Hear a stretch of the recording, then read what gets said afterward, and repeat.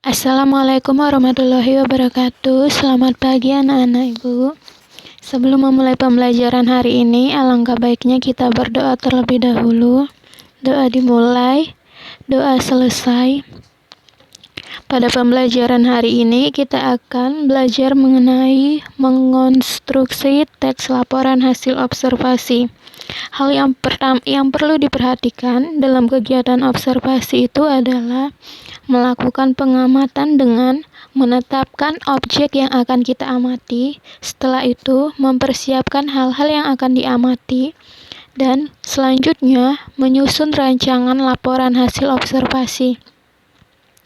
Dalam kegiatan menyusun laporan hasil observasi, pertama kali hal yang akan kita mulai adalah menuliskan gagasan pokok terlebih dahulu. Setelah itu, setiap gagasan pokok dikembangkan menjadi satu paragraf. Berikut ini ada contoh gagasan pokok dan gagasan penjelas. Di sini, gagasan pokoknya adalah merpati sering disamakan dengan dara karena termasuk dalam famili yang sama. Kemudian, gagasan penjelasnya, merpati dan dara termasuk dalam famili Columbid dari ordo Columbiformes yang mencakup spesies burung kerabat kicau. Jadi, gagasan utama di sini adalah pokok pemikiran utama dari suatu paragraf. Ciri gagasan utama itu kalimat utuh yang berdiri sendiri, kemudian tampak kata sambung, dan gagasan utama di akhir ditandai dengan kata oleh karena itu, kesimpulannya, oleh sebab itu, dengan demikian. Dan gagasan penjelasan itu adalah gagasan yang fungsinya menjelaskan gagasan utama. Melengkapi teks laporan hasil observasi. Hal-hal yang perlu kita lakukan untuk melengkapi teks laporan hasil observasi adalah pertama, mencermati struktur teks laporan hasil observasi. Seperti yang kita ketahui, struktur teks laporan hasil observasi itu ada 3. Pertama itu ada pernyataan umum, kedua ada deskripsi bagian, dan yang ketiga ada deskripsi manfaat. Kemudian setelah mencermati itu, kita mencermati isi kalimat sebelum dan sesudah bagian yang rumpang. Jadi, bagian yang rumpang ini adalah bagian yang kosong, yang tidak ada di dalam kalimat. Setelah itu, kita memilih kalimat yang berhubungan dengan kalimat sebelum dan sesudah bagian rumpang. Berikut ini, perhatikan contoh teks laporan observasinya. Ini dia belum lengkap teksnya. Di sini ada contohnya, manfaat pupuk kandang.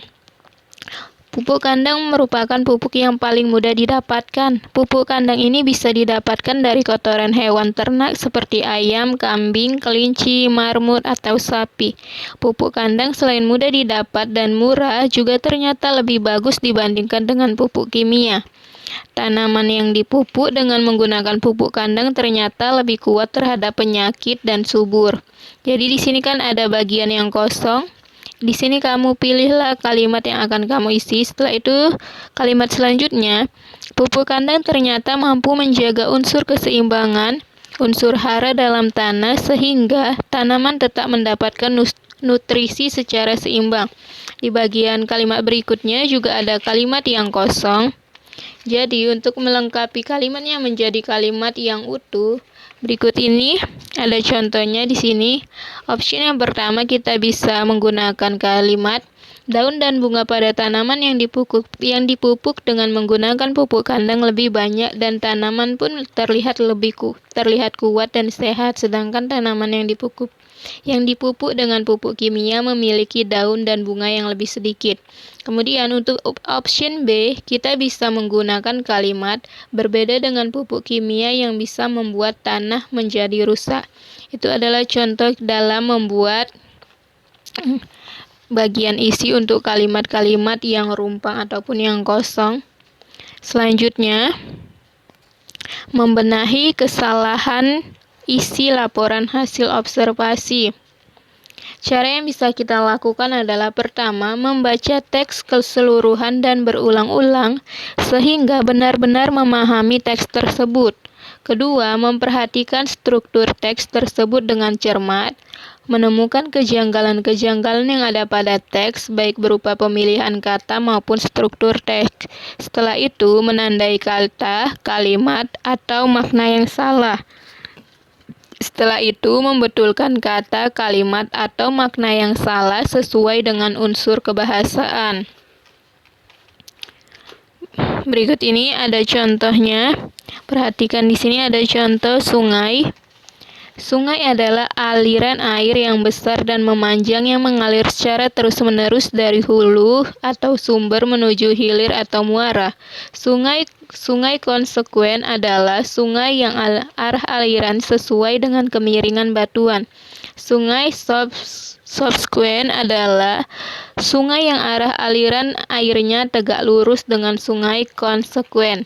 Sungai obsekuen merupakan anak sungai subsekuen yang arah alirannya berlawanan dengan kemiringan batuan. Sungai resikuen merupakan anak sungai subsekuen yang arah alirannya searah dengan kemiringan batuan. Sungai insekuen merupakan sungai yang arah alirannya teratur dan tidak terikat lapisan batuan yang dilaluinya. Perhatikanlah beberapa pembenahan kesalahan dalam teks laporan hasil observasi tersebut. Jadi, pada urutan teks laporan hasil observasi tersebut belum sesuai dengan urutan struktur yang tepat. Seharusnya teks tersebut diawali dengan definisi umum yang menjabarkan mengenai sungai.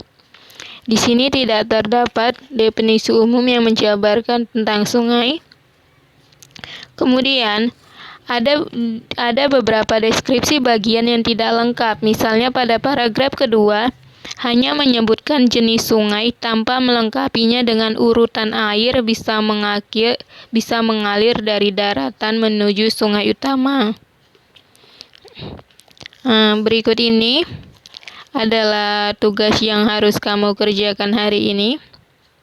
Jadi untuk materi pembelajaran kita hari ini cukup sekian. Jika ada yang ingin ditanyakan bisa kamu tanyakan melalui WhatsApp.